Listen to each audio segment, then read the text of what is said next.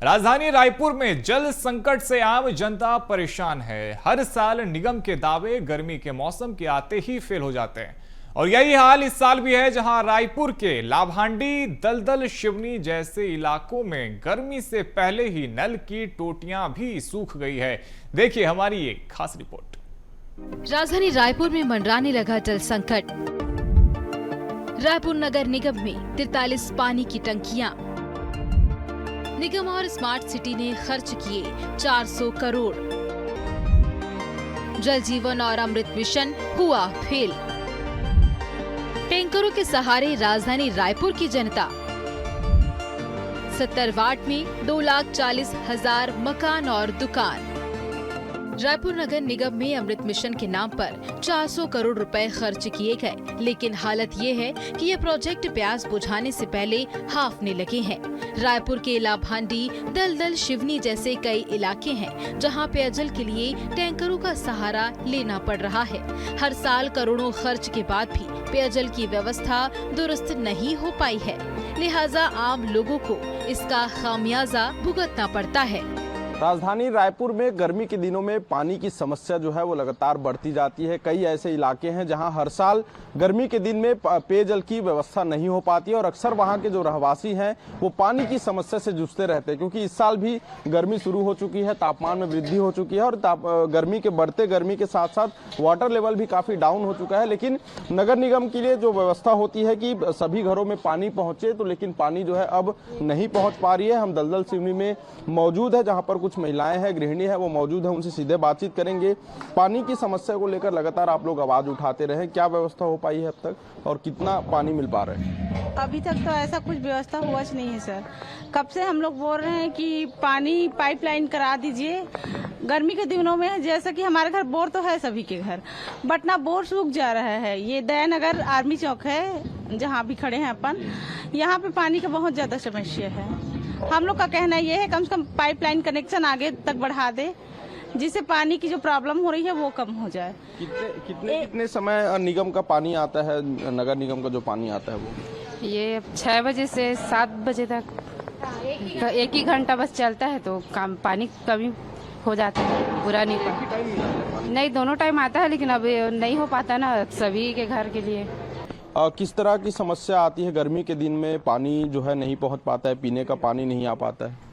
पानी ऐसा भी है कि कभी कभी तो ऐसा होता है, कभी खुलता ही नहीं नल नहीं खुलता, तो आसपास के घरों को देखना पड़ जाता है कि बाल्टी लेकर जाओ, ऐसा भी हो जाता है। कभी कभी कंडीशन ऐसा होता है, लेकिन किसी के यहाँ चालू होता है, किसी का नहीं होता, तो दे भी नहीं पाते प्रॉपर तरीके से। नल ही नहीं, जब पानी ही नहीं हो पाता तो कैसे करते फिर पीने का पानी अगर कहीं नल की? तो इस बारे में हम लोग पार्षद से जाकर खुद 2-3 दिन एकदम सुबह भी मिले थे, तो उस टाइम क्या है बड़ी मुश्किल से वो टैंकर 1-2 भेजे थे, लेकिन वो टैंकर भेजे तो उसमें भी पाइप नहीं दिए थे। हम लोग बाल्टी लेकर उसको ढोल कर अपने घर में ले जाओ, ऐसा होता था, पर हम लोग नहीं कर पाए, तो टैंकर वापस रिटर्न भी चले गए थे। काफी खराब स्थिति है नगर निगम की। एक तरफ जहां पर पानी की व्यवस्था के तमाम दावे किए जाते हैं, कई तरह के प्रोजेक्ट बनाए जाते हैं, हर साल अगर हम बात करें तो करोड़ों रुपए खर्च होता है और पानी टैंकर के लिए टेंडर भी निकाला जाता है, लेकिन बाद उसके पानी की व्यवस्था नहीं हो पाती। एक बार मैं तस्वीर दिखाऊंगा कि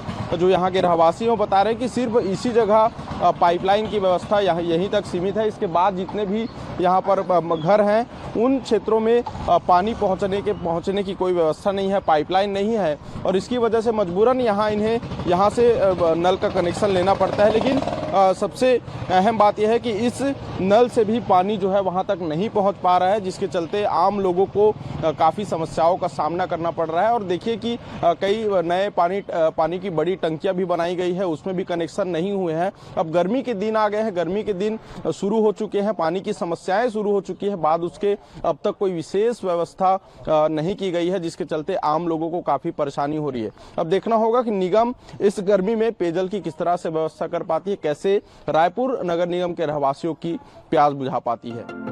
इधर नगर निगम रायपुर के महापौर और अधिकारी कह रहे हैं कि जिन क्षेत्रों में पानी नहीं पहुंच रहा है उन वार्डों में टैंकर से पानी भेजा जा रहा है।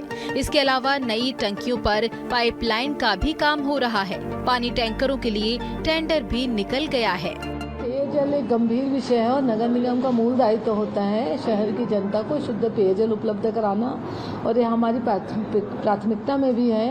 और पिछले 15 साल से पेयजल संकट दूर हो जाना था मगर वो नहीं हो पाया है, इसमें सच्चाई है।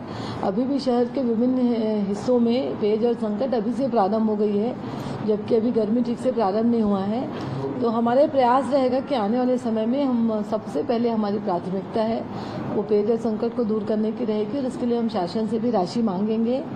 और जहाँ जहाँ पर हमको पाइपलाइन का काम दिखेगा, ऐसे लगेगा जहाँ पाइपलाइन बिछाना है वहाँ पाइपलाइन बिछा के संकट को दूर करने का पूरा प्रयास करेंगे। पेयजल को लेकर के निगम प्रशासन की तरफ से जो भी आवश्यक बैठकें थी, जो भी आवश्यक तैयारियां थी, वो सभी की जा चुकी हैं। सभी जोन्स को निर्देशित कर दिया गया है कि किसी भी तरीके का पेयजल का संकट नहीं उत्पन्न होना चाहिए। इसके लिए जो भी आवश्यक व्यवस्था है वो निगम द्वारा की गई है, और अभी के लिए प्रारंभिक तौर पर आवश्यकता अनुसार 35 टैंकरों के लिए टेंडर भी किया जा चुका है।